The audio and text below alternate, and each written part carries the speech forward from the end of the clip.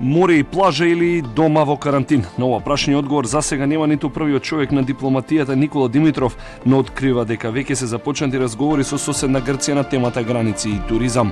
Телефонските разговори од идната недела ќе прераснат во директни средби меѓу шефовите на дипломатиите од регионот, а Македонија самостојно не може да ги крива рампите за влез и излез на граѓаните, додека на сила се мерки и препораки против пандемијата, категоричен е Димитров. Клучно е прашањето, во комуникација сме, меѓутоа во сите главни градови чувствувам слична колебливост.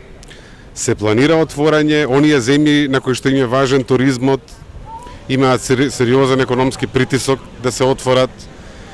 Оние земји од каде што доаѓаат туристите, исто така се мислат како да кои да бидат критериумите да се прогласи една земја безбедна за туризам и така натаму. Посакувано се уште е невозможно да се патува надвор од земјата и да се влегува во земјата, е ставот пак на техничкиот премиер Оливер Спасовски. И двајцата функционери се повикуваат на стабилизирање на пандемијата, пат на број на заболени и постепено враќање во нормала. Тоа нема да зависи само од нашата земја, тоа ќе зависи од сите држави во регионот.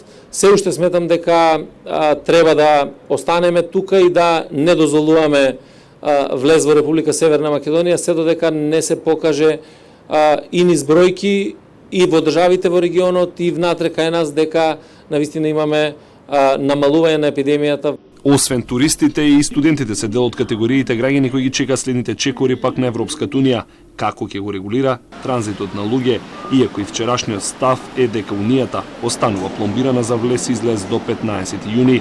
Оттаму сигналите се дека во првите предлози на Европската комисија до националните влади ќе биде движење на граѓани од земја во земја која веќе прогласила победа врз болеста COVID-19 или пак има слични мерки со другата земја.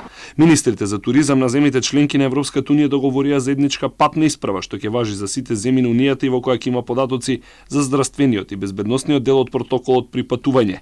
Со забраната за влез во ЕУ се исклучени медицинскиот персонал и експерти потребни во сузбивањето на пандемијата на коронавирусот, како и вработените во транспортната бранша и сезонските работници.